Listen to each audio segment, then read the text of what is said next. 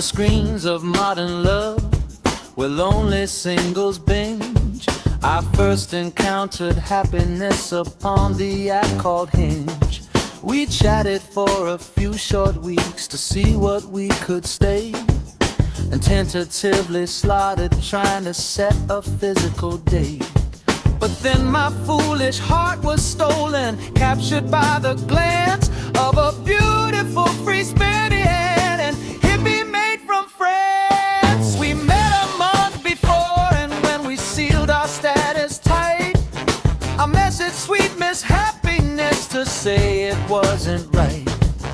I offered my apologies and said with heavy heart, if only I had met you first, we'd have a different start. But 3 weeks later, Miss LaFrance packed up her crystal tray to go and find her inner soul down south in Byron Bay. She vanished into thin air, never to be seen again. So back to Hinge I humbly crawled, a very humble man. I sent a nervous message, assuming she'd ignore, but to my absolute surprise, she opened up the door. At Hudson's Cafe, there she sat, a vision to behold, in a posh and elegant dress, a side worth more than gold.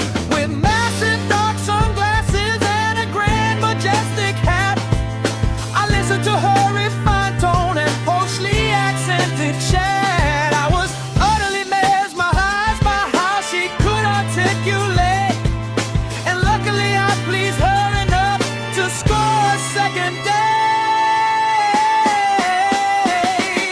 For date number 2, she took the wheel and drove us to the dark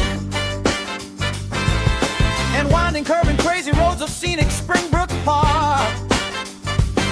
Deep in the forest, driving mad, she casually confessed she'd done a full background check and passed her secret test.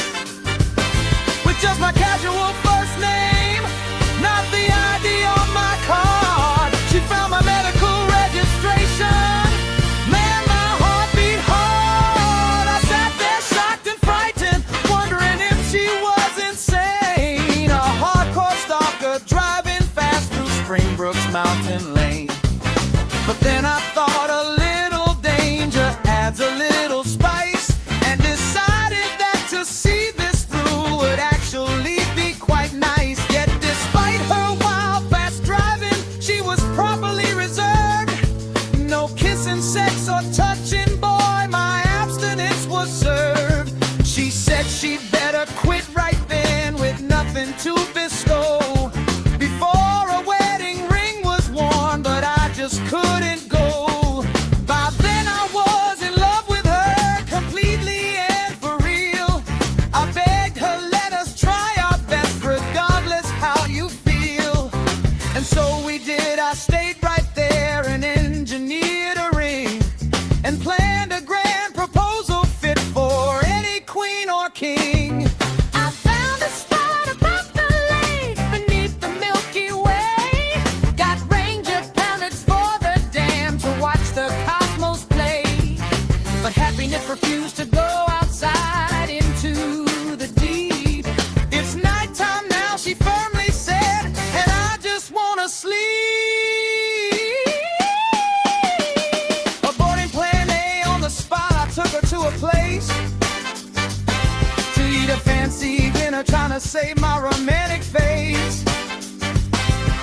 I slipped the big question inside the desert menu track, but Cinderella struck again and tried to push it back. It's late at night, I want the bill, no dessert for me today. But destiny stepped in to help and caused a slight delay. And we couldn't get outside of Spuds, the duck fat ones we sought.